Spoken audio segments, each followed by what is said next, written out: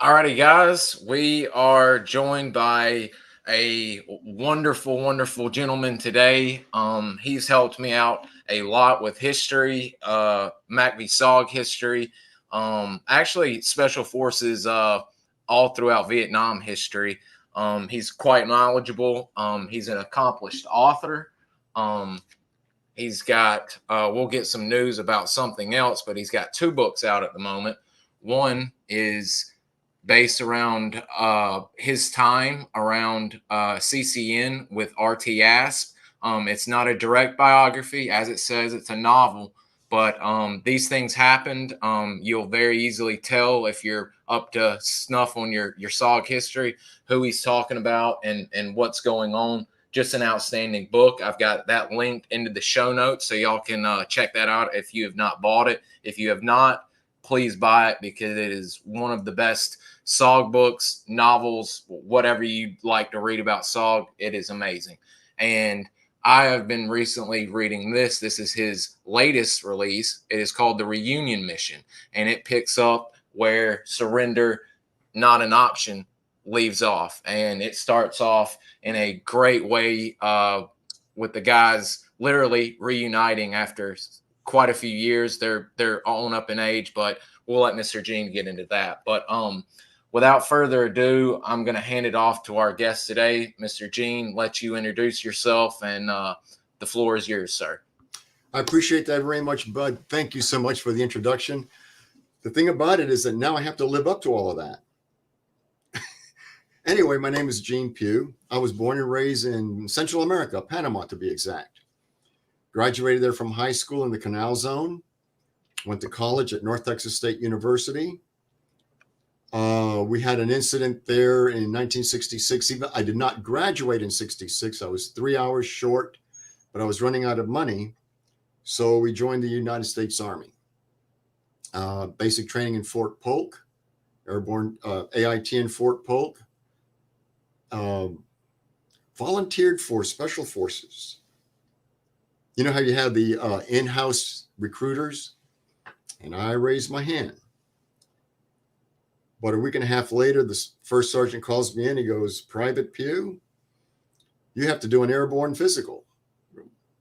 I did not volunteer to become a paratrooper. He says, "Yes, you did. When you volunteered for Special Forces, one of the requirements is you got to be jump qualified." He says, "Now listen to me, Private. There's only two things that fall out of the sky, dumb shit and bird shit. So which one are you?" "I guess I'm a dumb shit. Get the hell out of my office." So that was it. Jump school was in the summer of 66. Very hot. Got into Special Forces. Monday morning, there were about 250, 260 guys in the bleachers. And there was a young captain with the 173rd combat patch on him. And he was giving us the welcome. And there were guys left and right, and they looked like Arnold Schwarzenegger. I mean, they had muscles everywhere. Earlobes had muscles. And I'm going, oh my God, I must be in the wrong outfit. Well, anyway, as the weeks went by, these were the first guys to drop out. Long story short, I ended up with the Charlie Company of the 6th Special Forces Group. And my particular A team had a lot of displaced personnel, DPs from Europe. And that was a true blessing. The reason I'm still alive is because of them. They passed on a lot of their experiences to me and to the other young troops that got into that particular A team. Got to Vietnam, and I was assigned to C&C Detachment. Had no idea what that was until I got the briefing in Da Nang. And that was something that I said, okay, well, I'm going to go ahead and do it because I'm here. But Sergeant Moy Quiroga, who was the commo sergeant at the time, said, he grabbed all the radio operators, and he said, "None of you are going anywhere until I get 2 radio operators here." one to work in the message center, and the other one to work in the teletype room. And we stayed there for about a half hour. So finally I said, okay, I'll go to the message center. The other, I forgot who it was, went over to the teletype room. And then the rest of the guys left. But I said, hey, Sergeant Quiroga, I want to run recon. He says, okay, as soon as you find your replacement, you're free to go. So that was it. Being in the message center, I had wind of when some of the teams were going to go out. So I was able then to do, I did I strapped on 2 missions. One I went in, and the other one I got weathered out, sat on my butt there at Fubai. And, but that was interesting. That was my introduction to recon. And we come to August the 23rd, 1968. And on the 19th, which is a Monday, we received a flash message, a Zulu message, and said attack imminent. And so I stamped it and took it over to see the colonel. It was about 10:30, quarter to 11. Knocked on the door, and he answered the door butt naked with a 1911 45 in his hand. And I said, sir, you have a flash message. He looked at it, gave it back to me. He says, I'll take care of it. I went back to my post there. I got off at midnight. And just before midnight, I'd say about 11:45 or so, he showed up. And what happened after that, I don't know. On Tuesday, the 20th, about the same time, and this time Sergeant Danny West, he was an E8 at the time, and I was given a Zulu message, attack imminent. Danny West went ahead and took the message, gave it to the colonel. A few minutes later, Danny West comes back, goes right by me and goes back to his post there. As far as I knew, there were only 2 messages, 2 Zulu messages. We fast forward to 2017, and I meet, I knew him. I knew Bill Barkley, but he was in the back corner there with Jason Hardy. And Jason calls me over and he says, hi, Gene, how many messages were there prior to the attack on the 23rd? 2. Barkley says, no, it was only 1. For some reason or other, he had gotten the Zulu message. I had stepped out of my cubby, my little booth there. He went right by me because he didn't see me there and took the last message to the colonel. So he thought there was only 1. And Bill had only been there maybe a day or 2, so he did not know about the previous 2 messages. So all these years I thought there was only 2. Barkley thought there was only 1. And it was rather interesting, a conversation we had after that. But shortly after that, let me backtrack a little bit. At supper time, Talmadge Alphin, who was one of my commo buddies back in training group, had mentioned to me, he says, hey, Pugh, he says, you want to come over and watch the movie? What movie? He says, well, since we can't see the movie because we're working, he says, we'll get the film and we'll show it at the talk, at the old talk. He says, come over after your shift. Well, when I got off, there's Talmadge. I went to the urinal, and it felt like if someone had just sucked all the energy out of me. And I said, you know what? I'll give him my regards and my apologies, but I'm tired. I'm going to go to bed. Sometime around after 2:15, something like that. Heard some muffled explosions, rifle fire, automatic rifle fire. And I had the corner room on the southwest corner of the hooch. And I looked out the door, and right there, a Viet Cong homemade grenade just rolled by. In my room, I had visitors because it was a transient barracks. I had Lieutenant Dahl, Lieutenant Potter, and the other permanent party there was John Dodd. He slept on the bunk above me. And Captain Mike Lamb was also there. And there was another person who I don't know. There was another person in there, but I don't know who that individual was. And I said, grenade. And it took a long time for it to kind of explode. And Dahl says, well, where in the hell is that grenade? I says, right out there. And sure enough, like two dumb idiots, we go there by the door. And that's when the grenade decided to explode. Now, the way we were positioned, I believe that the lieutenant got the majority of the shrapnel because I only got just minor stuff on my right shoulder. And then we had an explosion, knocked everybody on our feet.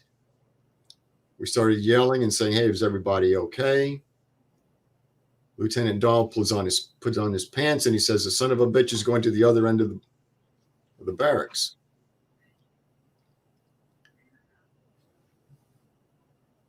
And I'm running right behind him. Lieutenant Dahl was kind of like a wrestler type. Had no neck. I think they call him no neck. Hefty kind of a guy, kind of a fire plug kind of a guy. He's running down the barracks barefooted. He gets to the far end, and I hear his bang, bang. Got you, son of a bitch. And then the next breath, I'm hit. So I go out and start dragging him into the barracks. And I could feel the bullets going by my bare torso and snapping right next to my ear.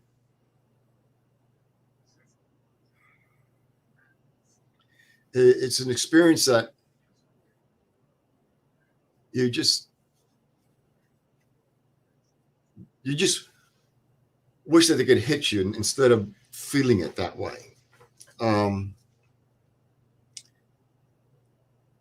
Was able then to pull him into the first room, but then I realized, that's not going to work. So I went to the second room and I yelled for a medic. And out of nowhere, this medic appears. Now, based on the description that I've told other people, we believe that it could be George Bacon. Again, I've never met George before, but based on the description that I've given to other people, that he was kind of on the tall, kind of lanky, kind of a guy, dark hair, that it could have been George Bacon. Again, I don't know. Shortly after that, Melville Westerfield shows up. And he is fully dressed. His hair is combed. He comes rushing into the barracks. And I tell him, hey, he grabbed his gear and he rushes out. I tell him not to go out there. But he survived the attack that night. I decide then to go across the hall to the front room. And shortly after that, Captain Lamb shows up. And he came that close to getting shot.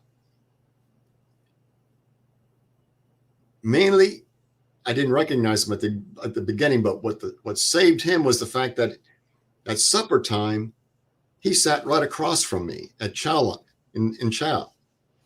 So I was able to recognize him kind of quick. And I said, Captain, you better stick close to me. And his eyes got real big. And he goes, yeah, okay. And after a while, we could hear all sorts of commotion, explosions going on outside, automatic fire. You could hear the staccato of the AK-47, the burp of the M16, CAR-15s. And I told the captain, I said, hey, I'm going to go back and check on the lieutenant. So I go across the hall and check on the lieutenant. And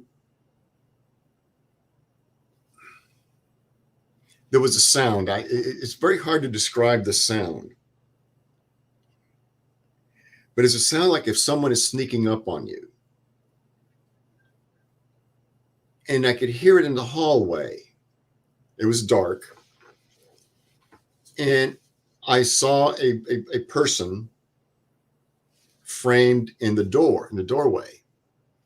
And right then and there, an explosion from the old talk just lit up the area, exposed the Viet Cong that was right there, had an AK-47, tan shorts, had a belt across his chest.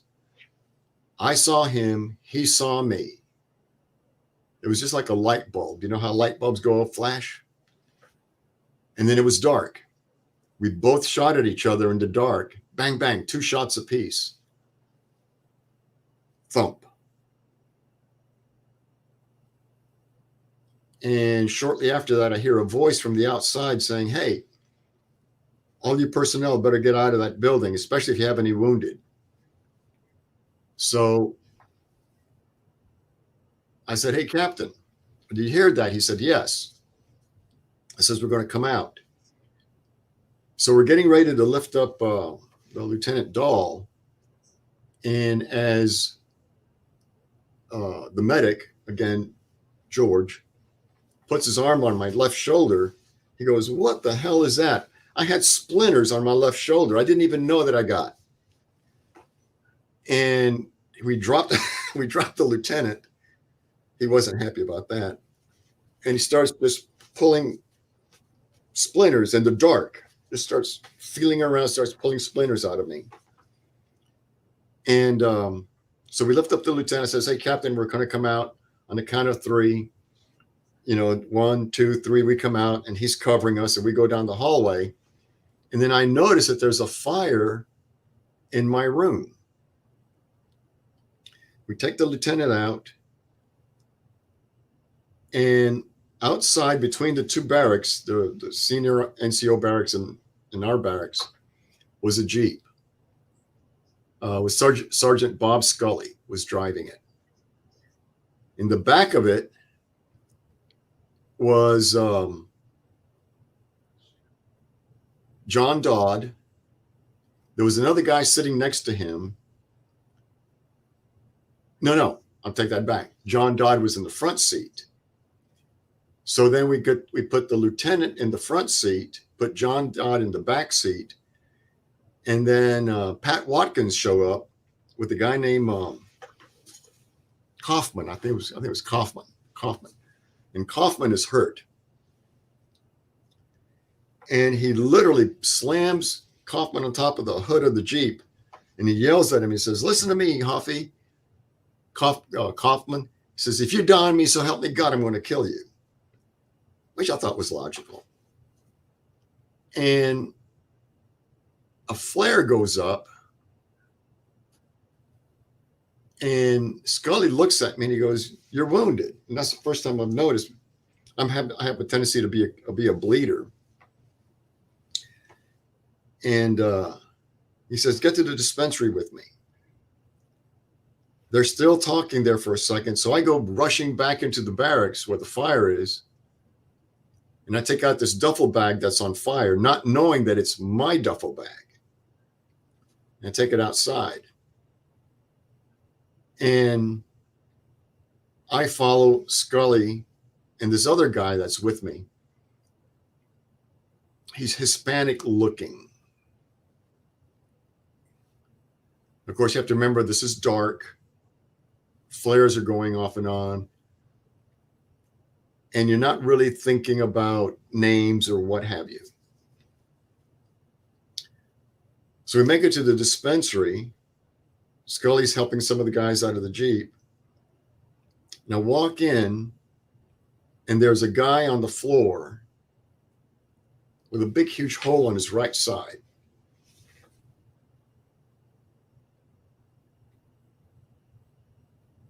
And then I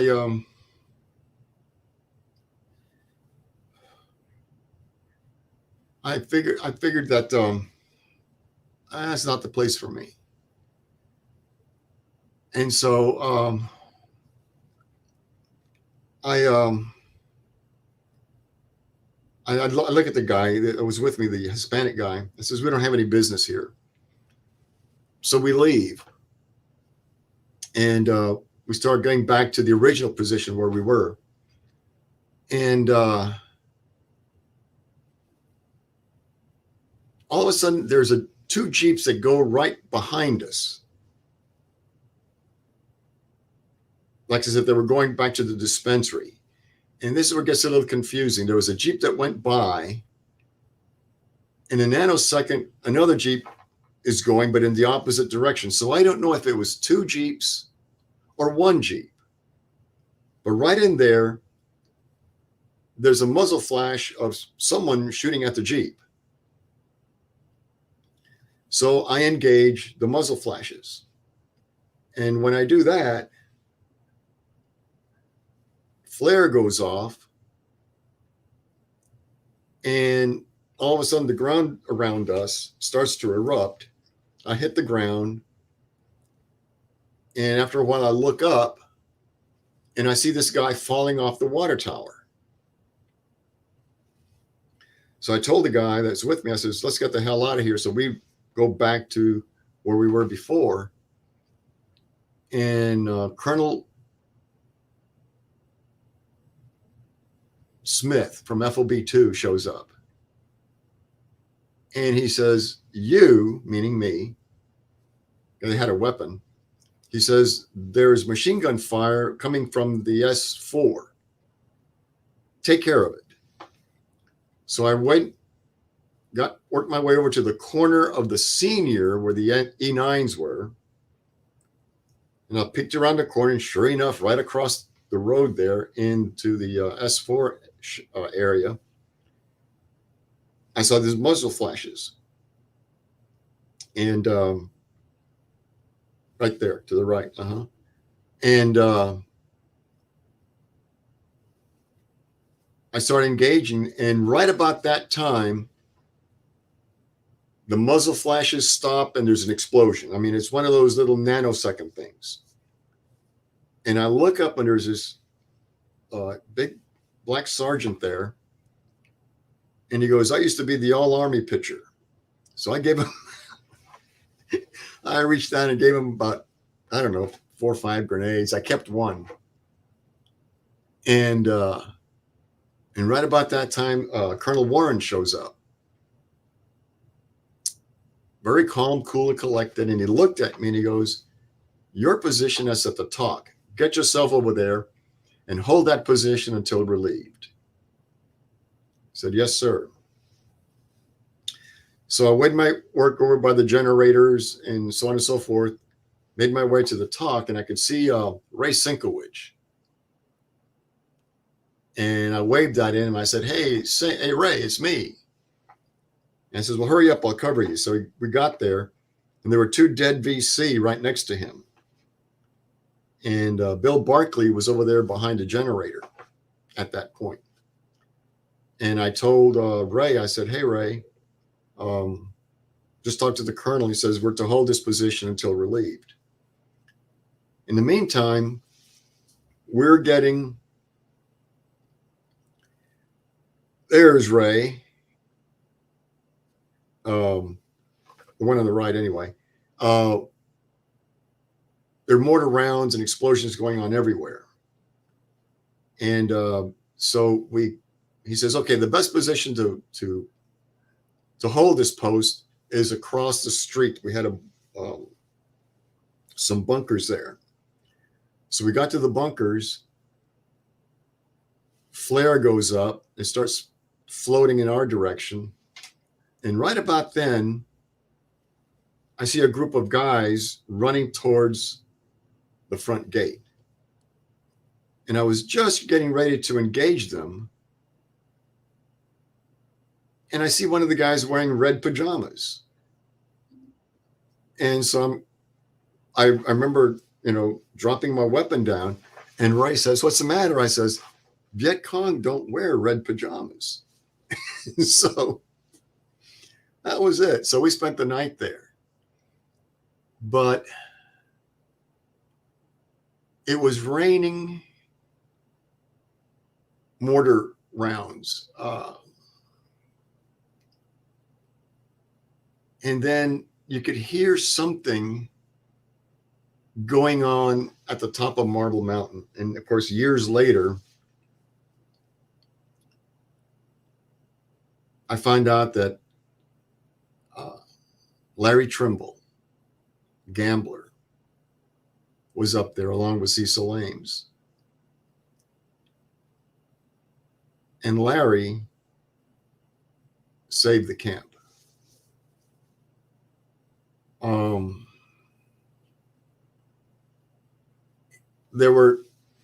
He could hear the mortars being fired from the south end of the mountain, and at the base of the mountain, actually. And he worked his way down this little trail where he could see them. And he dropped some grenades, M79 machine gun, and Car 15 fire. Eliminated that mortar pit. And shortly after that, there was a ground assault to eliminate Larry. And Larry, in the way he was positioned, because the Vietnamese that was with him could not get there with him to give him supporting fire. So he handled that by himself. Larry saved the camp. Had the North Vietnamese overran that mountaintop, that little patch of ground, they had command of the entire camp. They would have inflicted a lot of casualties. We had 16, there we are. We have Cecil Ames and Larry. Larry's the one with the mustache and the tattoo. And Larry saved the camp. There is no doubt about it. We had 16 casualties that night. Most of the casualties occurred within the first 20 minutes of the attack. We had 40 Vietnamese killed, and we had over 78 wounded. And then a lot of the wounded, men that were wounded did not report their wounds because they felt that they were minor. And so that was basically it. But yeah, Larry saved the camp. Pat Watkins did a lot of stuff on the ground. He got the Distinguished Service Cross. Captain Charlie Pfeiffer, he did quite a bit. A lot of the stuff that he did was over there by the mess hall. And then we have Travis Mills. There's Charlie the Tuna Pfeiffer. Travis Mills got shot 5 times and was wounded 5 times. It was wounded 5 times. And in the hooch, in the hooch that he was in, he got shot when he got out of the hooch. Well, when the guy raked the hooch with an AK-47 fire, a guy by the name of Crab was wounded in the leg. And so they had to rush him to the hospital. So finally, Blatherwick, another lieutenant, was able to commandeer a Jeep, pick up Crab, and then pick up Travis. By that time, Scully had gotten wounded severely, got wounded in the head. And they were afraid they were going to lose him. So they were able to get a box truck, a box ambulance, and put Scully there, Crab, excuse me,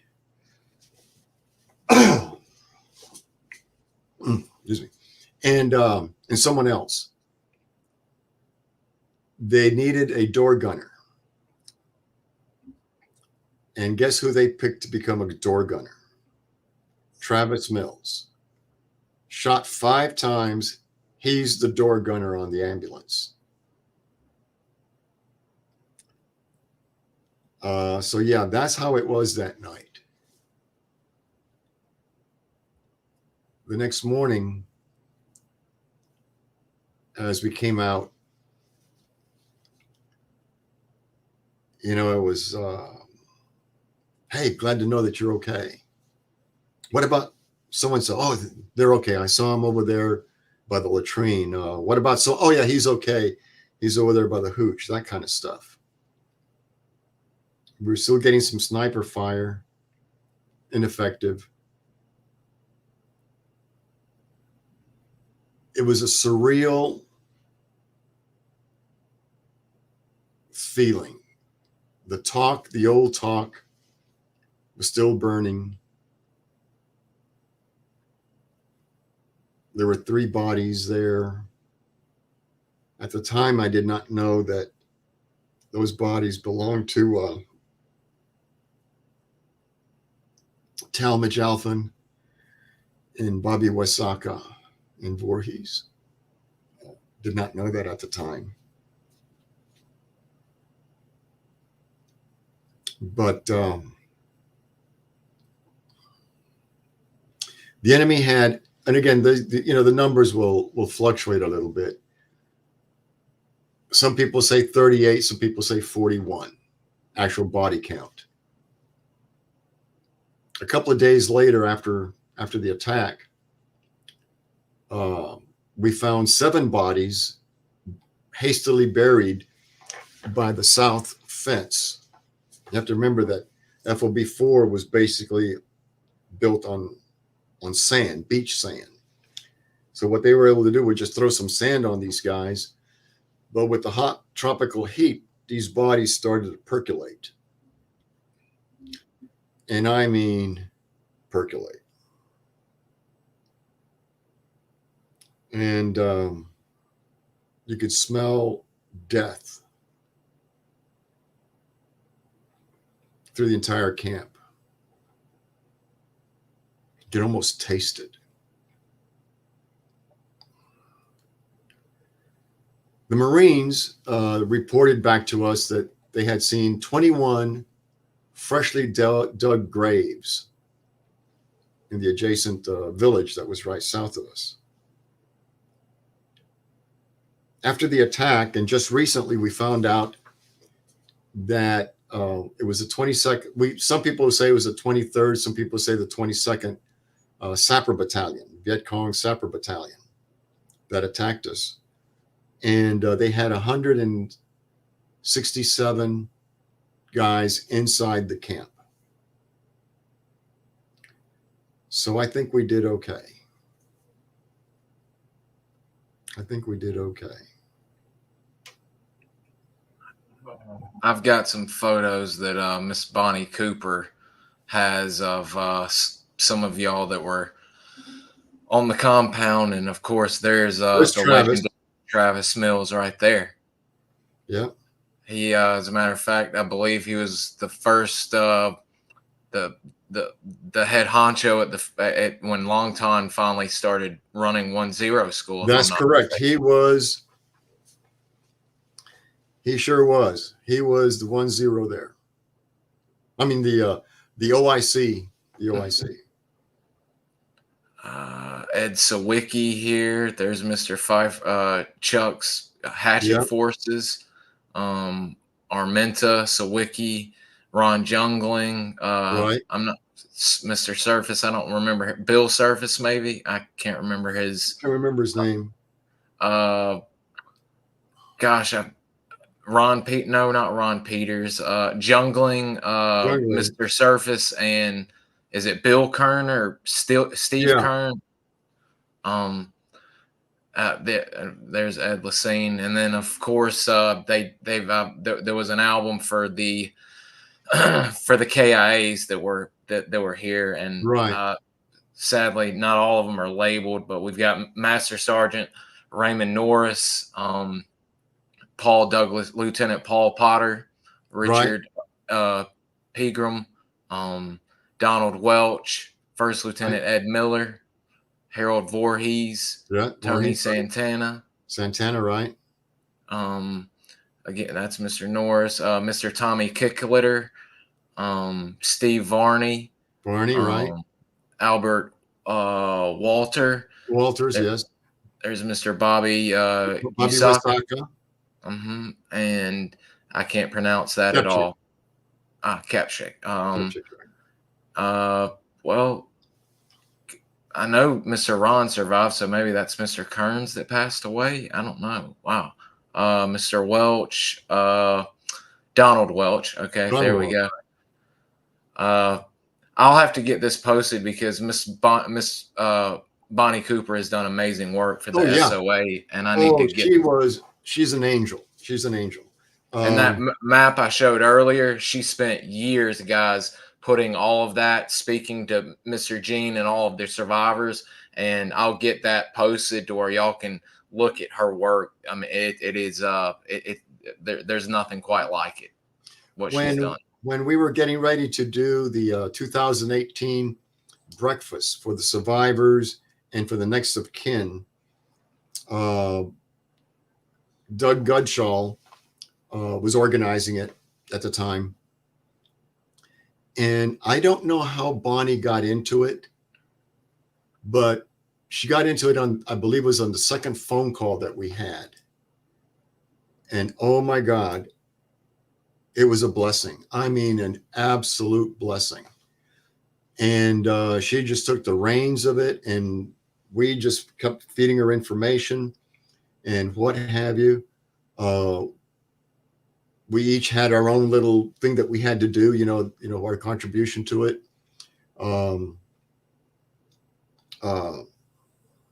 Brick. William Brick. Yeah. He I take that back. He did something.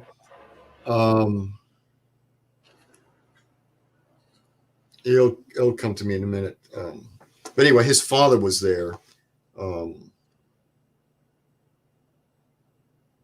Anyway, but he owns a shop that does various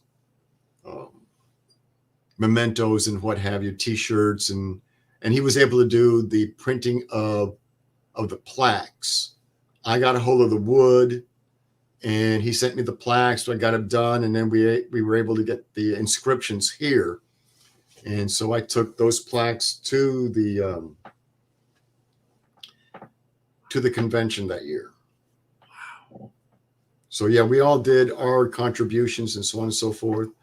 And Bonnie, she took the crux of it. She got a lot done. So yeah. She, as a matter of fact, for those of y'all that are on Facebook, she is the lady that runs the SFA memorial post that you see every day, literally every day. Yeah, she is sharing deaths and keeping up with not only the SOG men, but the SF men. And To be honest, without her, I don't know what, I don't know how it would be, because she is such a pivotal figure in keeping all of this together. Her work at SOAR, she barely has time to interact and hang out with people because she's working nonstop to make Nonstop. sure. I know. In fact, she's my brother. You know, she's our brother. And then anybody has any questions with that, just she's our brother. So, and it's but yeah, she's our brother. She's an official. She's an actual. As far as I know, she is the only full-on member on her own right, just like the recon men were. I thought I Right. heard that she is an actual member, and Yes, she is. Yeah. so that should let y'all viewers know just how highly Mr. Jean and the men think of her and her work that she's been doing. It's just outstanding. She's one hell of a lady for what she's been doing and continues to do. Yeah, definitely. I know we'll I'm trying to think here. Considering we do have questions, but I'd like to get into some of your books. And since we're almost at an hour now, and we're not gonna, get too deep in the books, because you're gonna have to buy these books, I'm telling you. And at the end, I'll see if I can pry out a little bit of a little news blast that he can share with us, maybe. But could you before we do questions and get ready for the ending parts, could you speak about, before we get into the reunion mission, could you speak about when you thought about, or when you decided to start writing, and what made you decide to just go ahead and cover your history? Well, again, not your biographical history, Right. but SOG, instead of clearly, because in book 2 you've got quite the thriller and spy-esque writing ability. So what made you start with SOG? Well, basically it comes out to, like most veterans, we all have a cross to bear. And I started writing, believe it or not, over 20 years ago. So, at that time, of course, 1990, this is prior to 1997, and SOG had not been declassified yet. And so I just started to write stuff. And as I started to write, then I started hearing stories from other guys. And I said, you know what? I'm just going to go ahead and incorporate their stories into mine. And then I started to figure out, you know what?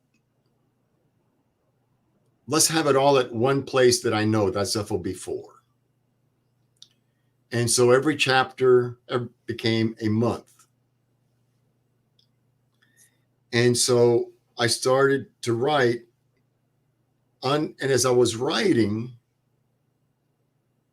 I did not know it at the time, but there were some memories that were coming up to the top, like cream, things that I wanted to forget.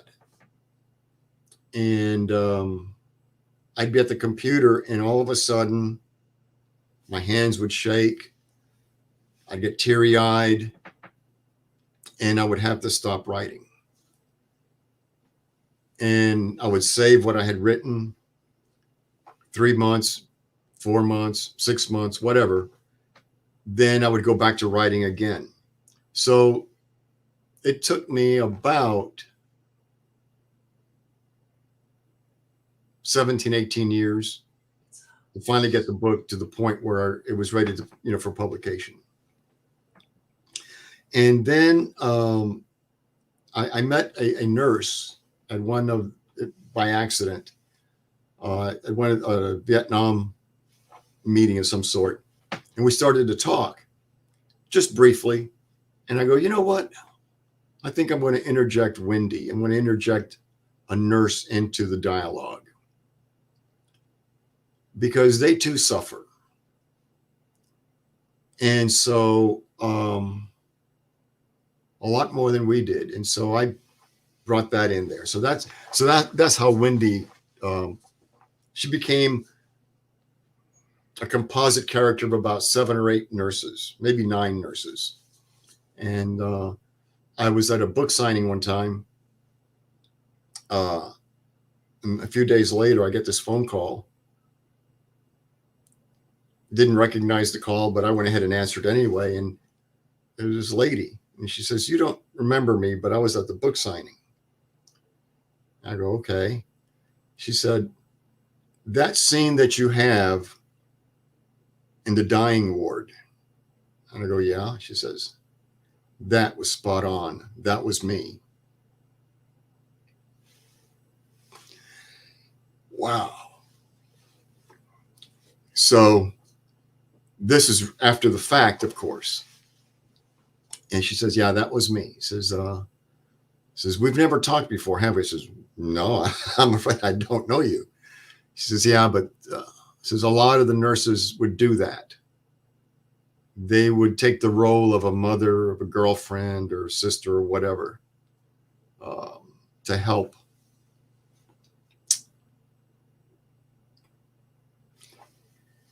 The soldier. So yeah, it was therapeutic for me. Very therapeutic. And I encourage the vets to write. Just to write, get it off your chest. If you want to put it in a locked bank vault or whatever, it's fine too, but write it. Bring it to the light of day at least one time, and it will make you feel better because trust me, we hold so much into it ourselves, and we do not let it come out. And especially you did such a wonderful job because it's such a like you said, an amalgamation of so many men into one story to make it flow much like it did, and it's so chock full of information. How many total pages? It's 280. 84 is the closing with a line, a beautiful, beautiful line, and the next one picks up. But I mean, you captured, like you said. I mean, and that also brought broke me up reading that part with the nurses. Much of what you write has been able to snatch tears out of my eyes, much like you did in the reunion mission that we spoke about yesterday. Yeah. You've got your writing is just top notch, and it's wonderful. And did you, when creating these characters, because clearly once the folks do read it, they're going to recognize some names if they're familiar with SOG. What did you speak to the men that inspired the characters?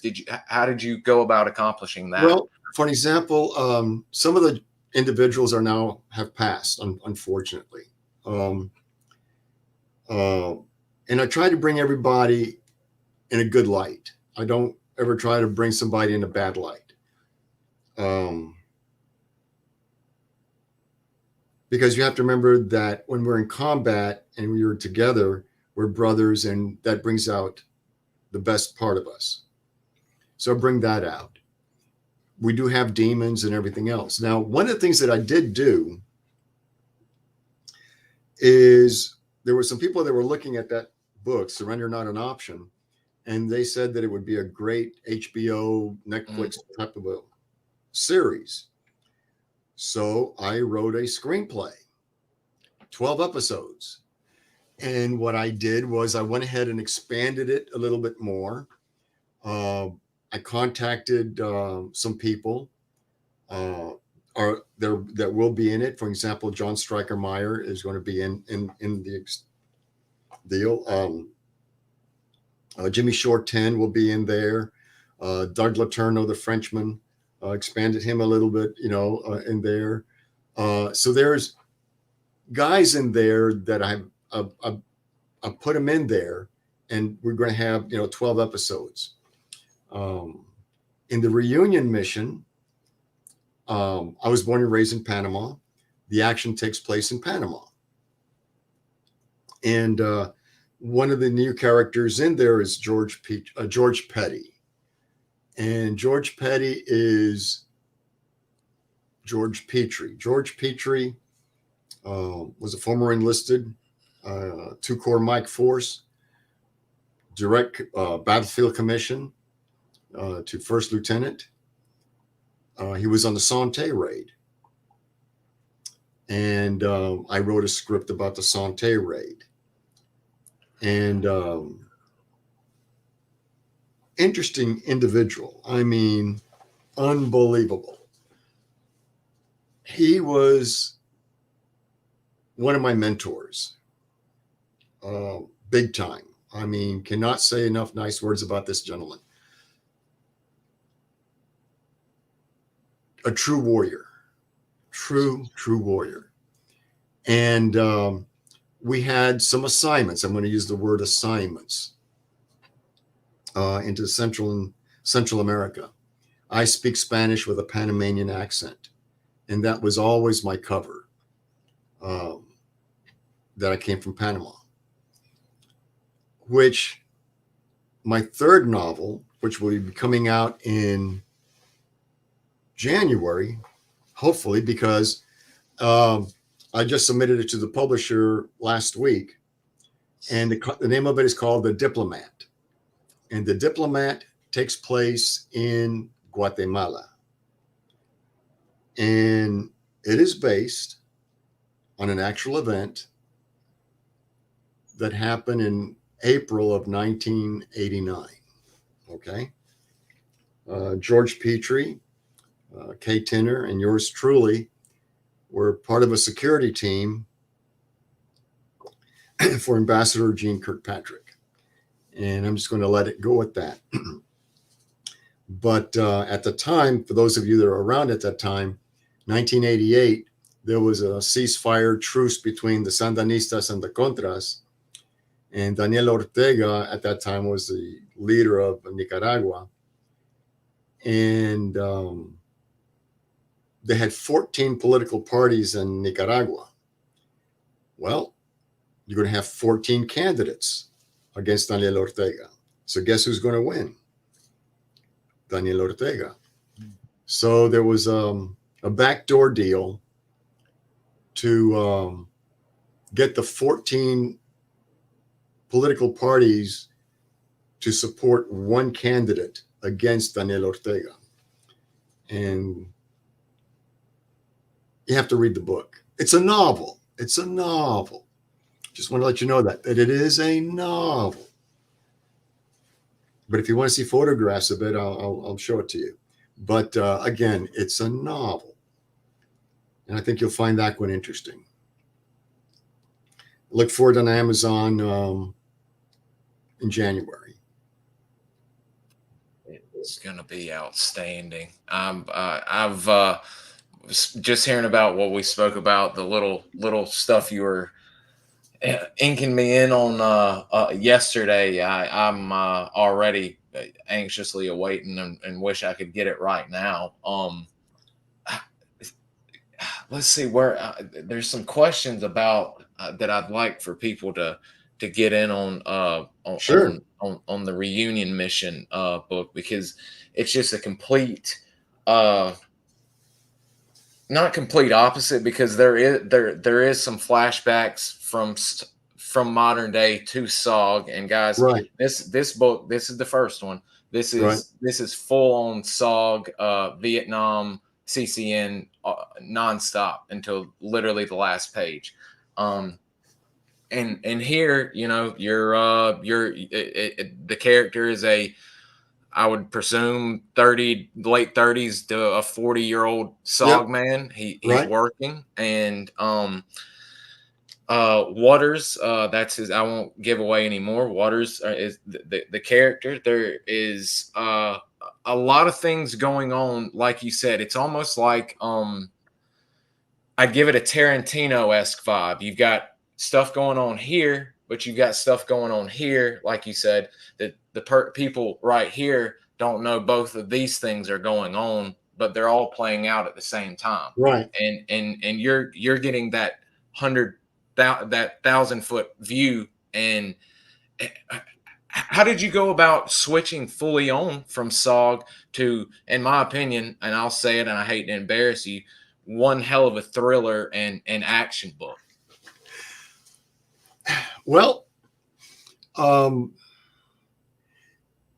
really don't know. I wish I could answer that question directly. I really don't know. You have to go into a movie. You go in, you daydream. That's the whole thing. You get into a daydream and you start to write. And in reality, sometimes you type so fast because you are in the groove. You're right there. You're in the moment. And before you know it, 3, 4, 5 hours later, and then you realize, oh my God, I forgot to eat. Or, hey, when are you going to come to bed? It's, 3 o'clock in the morning, 4 o'clock in the morning. And you're just, just typing away a mile a minute. Faster than that, actually. And you go, wow, that came out of this, and, but you get so involved in it. You really do. And that's why I a lot of people say they can't write. Sure you can. Sure you can write. It's just a matter of taking time to do it, and getting yourself, and you have to hit the senses, smell, touch, hearing, that kind of stuff. And just, it was, dark, stormy night, and I was sweating like a pig or whatever the thing is. And you have to visualize it and then describe the vision that you're seeing. And the thing also, it also helps to experience it. I'm going to live a little tidbit there. For example, in the reunion mission, my mother passed away from Alzheimer's. Okay. Well, Waters' mother suffers. I never mentioned the word Alzheimer's, but you know what it is.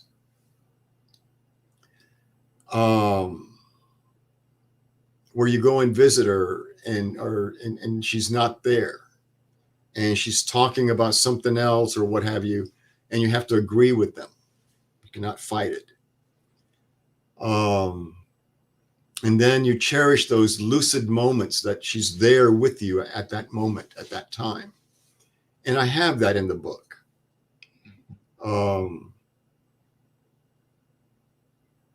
So yeah, you write about what you know or what you experience.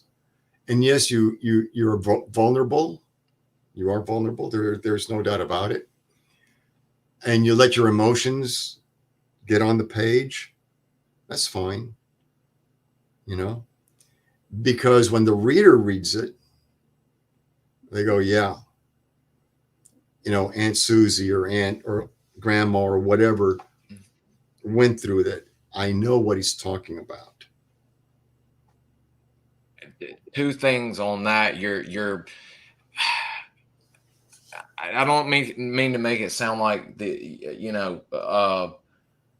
surrender not an option wasn't a in-depth, hardcore, emotion driving book. It very much was, but the way you progress as a writer into the reunion mission. I mean, like I told you yesterday, the part where Waters gets back home, and again, I'm not gonna, like we do with normal authors, guys, where I'm not gonna tell a bunch of the story because y'all need to read it, and I'm gonna share one that should lock you in. From the moment the book starts, it literally starts off the way an action thriller movie would start off. A bad man on a boat doing bad things to someone he thinks may have been an informant, a snitch, a rat, whatever you'd like to call it. But it progresses further and further to where you're getting stories that really happened, you could see really happening. A daughter may pop up, a ex-lover may pop up or die, or to the point he just spoke about that hit me hard, that actually literally as I was reading I started crying, reading about Water's mother and his mother saying, I'm waiting on my son to show up. He'll be here any minute and I got to be ready. And the son's there visiting his mother for the first time in several years, and he just has to go along with it.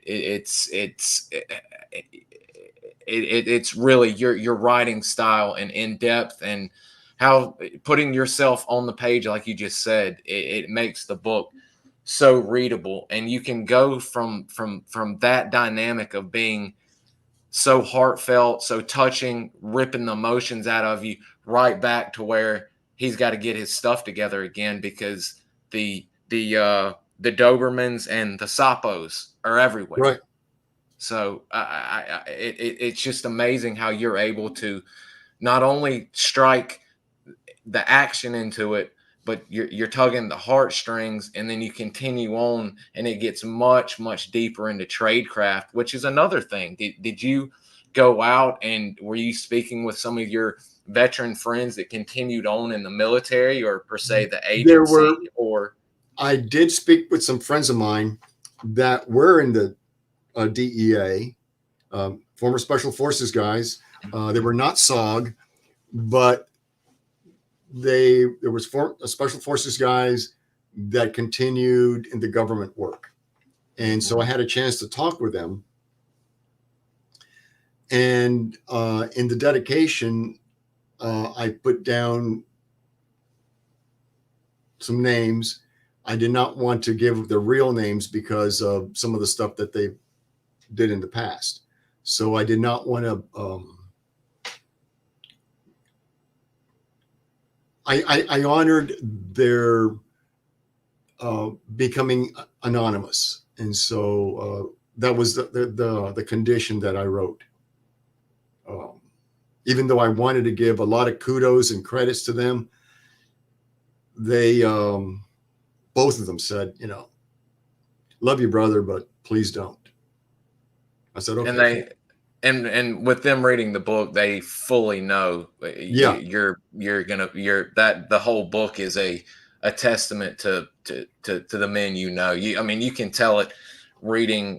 From the moment you get started to where it picks up after surrender is not an option. It does not skip a beat. There's some wonder. It's not all sad. I didn't mean to make it. It does tug at your heartstrings at several occasions with family, but there are some lighthearted moments. There's some wonderful moments in there, and quite frankly, I don't think you could have ended the book any better than you did. To be quite frankly, I was hoping it would end the way it did, and it absolutely did. And I almost got sentimental and cried at the end of that out of it. But you really knocked it out of the park with that, and I can only imagine what your third installment's going to be like, based on what we've heard already and what you filled me in on yesterday. I'm already hooked and ready and can't wait for it. Well, all of the books that I've written, there's 5 of them, by the way, all have Waters, Purvis. They'll have George in it. They'll have in there, and I'll bring in an extra character or two in there to kind of round things out. For example, like I said, my 3rd novel is The Diplomat, should be coming out in January. I have another one. It's called The Slavery Question. It deals with white slavery, sex trade, and everything else. That's already written. It has to go through the editing phase right now. That will be coming out hopefully later on in the year. And then I have the Silent Crossing. That one deals with bad guys crossing the southern border of Texas. And again, Ooh. they have Purvis and Waters are in there, and I have 2 or 3 other characters that I bring in, and so is George. George is in there, and but right now, what's really taking up a lot of my is the movie that I've written, Aztec Eagles, and let me show you the poster for it. Now, mind you, this is a concept poster. Please do. Please do. Concept poster.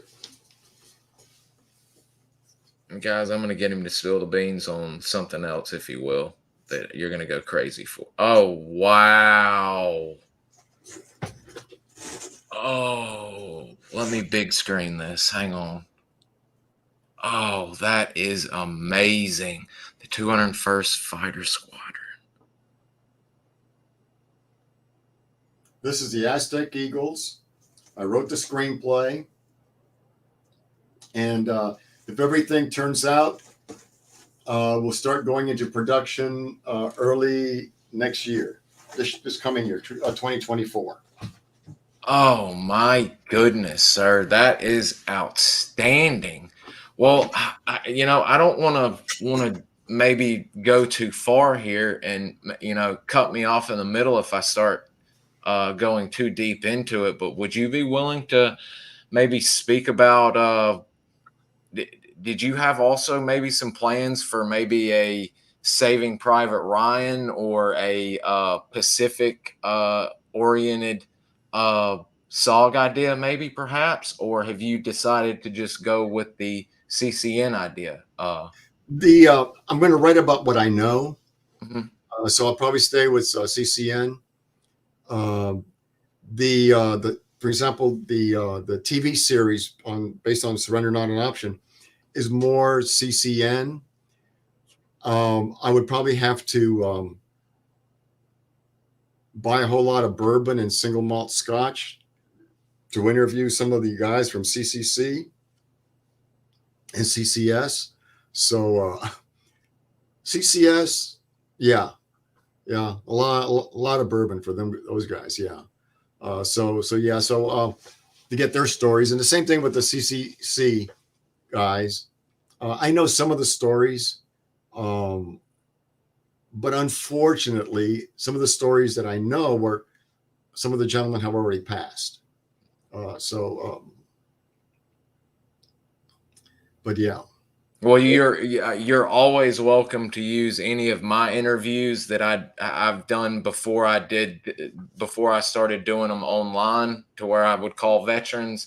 The most of them are CCC vets, but I'll help you in any way to get in touch with CCS or CCC veterans. I appreciate it. Hopefully, I'll be able to attend 2024 SOAR. I'm hoping to. Yeah, I missed 2023. We were supposed to attend, but I was supposed to go to Mexico City. Mm-hmm. And that did not happen. That got postponed. And possibly for in January, may go to Mexico City. So again, it's dealing with Aztec Eagles and things of that nature. Mm-hmm. Now, with how are you gonna? Is this gonna be one and done, or since you've you've got so much, like you said, information story wise of just the men you mentioned, just the few that you mentioned. Are you gonna, since you've potentially finished a screenplay for a series, are you gonna keep going with the series? Would you like to maybe get the first SOG movie out there? Basically, we'll just kind of wait and see how it goes. Mm-hmm. And then we'll take it from there, one step at a time. We're doing some, I don't want to say low budget, but inexpensive type movies right now. mainly to get a resume. So that way I have credits when we start talking to the big dogs there in Hollywood. So, oh, you've done this, you've done that, that kind of stuff. And so that's where we are right now, because trust me, we are the new kid on the block. We're wet behind the ear. So they're not going to look at us if we go, here's a TV series. Oh, yeah. But if you've had some, oh, you've done this, you've done that, you participate, so that will give us credibility. What I would like to see do, and I don't know if I've said this before. I think I've said it to you once before, and I know we're getting kind of long on time since you've got an event tonight. But yeah. I know for a fact all of the viewers that watch this, the 3,000 subscribers I have, and I know all of the guys in the Facebook groups that you graciously keep us straight on and sharing. I know for a fact they would be willing to crowdfund, to crowdsource. I would like to see all of you SOG men develop your own movie studio to where it was only SOG or SF oriented films and series is coming out of there. What I'm going to do, Bud, I'm going to send you, because I do have a studio. Oh, wow. We do have a studio. In fact, I'm going to send you the information on the studio when we finish here. And I'll send you information on the studio. It's Impact Studios. And it's not .com, it's AI. It's Impact Studios AI. Excellent. I've got that. www. Impact Studios AI. I'll be checking that out. I did not know you already had one up and going. That's amazing. We were talking about that the other day, and people said, and a good point, that you could literally have a series a month or a movie a month off this, all the SOG stories and SF stories out there. I mean, you start off with Caisson, and you start off with FOB1, FOB4, FOB2, so on and so forth.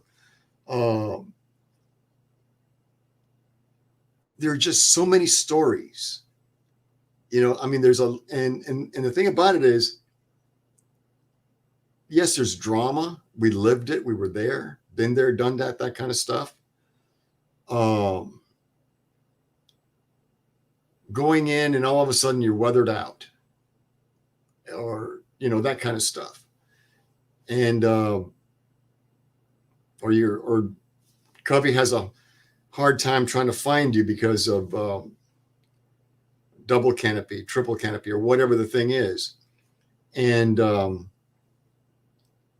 of course you have the Keystone moments, Keystone Cop moments, and a lot of people think, oh my God, you guys are Green Berets, blah blah blah, so on and so forth. Trust me, we had some Keystone Cop moments, and you go, did that really happen? Oh yeah. So afterwards, they're humorous. At the moment, they were not humorous, but afterwards, you go, yep, that happened. One of the things that, for example, I took a picture of an elephant turd. And I believe that just about every recon team has taken a picture of an elephant turd. It's just one of those things where kind of like a rite of passage. What's that? Well, that's an elephant turd. Yeah, bingo.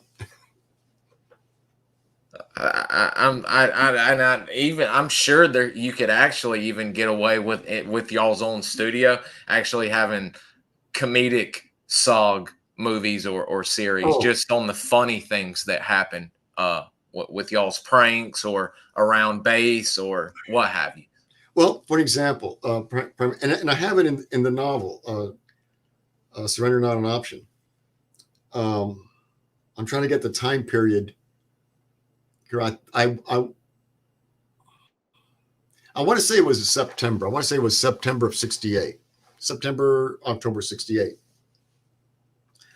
Colonel Warren comes in, and he's pissed. So he whispers something into the sergeant major there. Sergeant major goes up and he says, "At ease, at ease, at ease." Colonel Warren gets on top of the table and he says, "Gentlemen, the TONE for this unit is 5 Jeeps. Again, 5 Jeeps.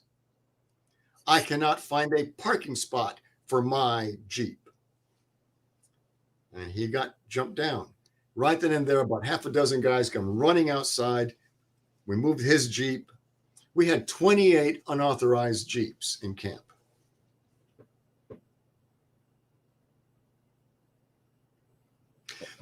He wasn't concerned about the other Jeeps, just the fact that he couldn't find a parking spot for his Jeep. That's got to be a record of some sort. 28 unauthorized Jeeps in there. 28 unauthorized Jeeps. Actually, we had the 5 plus the other ones. Every team had their own POV. I know 2 teams that had 2 Jeeps. We got our Jeep stolen, so we had to steal another one. So yeah. Oh my goodness. The Jeep acquisition stories, the scrounging stories. I mean, it could. I'm so glad that you're because people ask me all the time, have people started thinking about doing SOG movies or thought about or even started any, and I haven't said anything until then because I wanted you to be the one to actually verify, and people weren't just thinking I was tooting my own horn here saying, "Oh yeah, there's something in the works." So people have been trying to do it. So I'm glad you've already got stuff done, and now you're even doing more stuff. So I can't wait to see what the future is going to hold. Considering you've I don't want to hold you long because you've got stuff you got to get ready for this evening. Is there anything, and guys, we'll get Mr. Gene back on to talk. But he, like I said, he's got something to take care of. But is there anything you'd like to say before we end off for the day? And not right offhand. What I do want to thank is this. I want to thank you, Bud. I really do, sincerely, because we are the SOG guys, and there's a very few of us now. You know, we're getting long in years and so on and so forth. You're going to be our storyteller to the younger generation. Because years from now, people are going to say, who were these guys? Is this for real? I mean, these guys, did these guys really exist? Is there a myth about them? There's no myth. That's us. It's skin, bones, blood, so on and so forth. But you're the story. You're going to continue our stories. Our legacy is in your hands. And we really appreciate that. Wow. Was not expecting that. Sorry about that. It's been the honor of my lifetime to be able to be accepted by you gentlemen, to get to speak to you gentlemen, and for y'all to trust me enough to share with me, to trust me enough to come on and talk with me and let the viewers ask y'all questions. I never would have thought in a million years that I'd be doing this and would be speaking to heroes every day. And I can't thank you personally enough. I can't thank all of the men of SOG that I've crossed paths with enough. And, but before I start crying here on air and embarrass myself, thank you. Thank you for that. That means more than anything I've heard in a long time. I greatly appreciate that, sir. Thank you for telling our story. Absolutely, and I appreciate that y'all entrusting me, and I will be y'all storyteller. I will keep it straight, and that's what the reason we're doing what we're doing here, and why I've been speaking to vets privately for so long. I'm trying to make sure y'all are done right and remembered correctly, and y'all's history is not abused. Right. That's the thing is, there's a lot of guys out there, wannabes and what have you. I've busted a few of them, and we're not Supermen, you know. But we did what had to be done, and we grew up fast. If you recall, the first guys that ran the missions were World War II and Korean veterans. Those were the 1-0s. But they soon found out that running recon was a young man's game. And that torch was passed to us. And I think we did it with honor and distinction. Young kids doing things that today would get men kicked out of the military for even suggesting to try and do, or to send people on. You absolutely, you men stepped up and carried a torch that, in my opinion, is still unrivaled with our special forces and tier 1 units of today. I put y'all on a pedestal far above any and everything else that is around today. Y'all aren't Superman, but y'all are absolute legends and wonderful men. Appreciate that so much. And like I said, we're gonna have to have you back on. You are a wonderful guest and a great preserver of history. So we're gonna want to hear some more history from you. And I hope you have a wonderful evening tonight at your event. And I will stay in touch with you, and we will figure out a time when we can hook back up and get you on here to share again. Thank you very much, bud. I appreciate it so much, and God bless. God bless, and thank you so much for honoring me, and I hope you have a wonderful evening tonight, sir. You too now. Bye-bye now. Bye. Bye.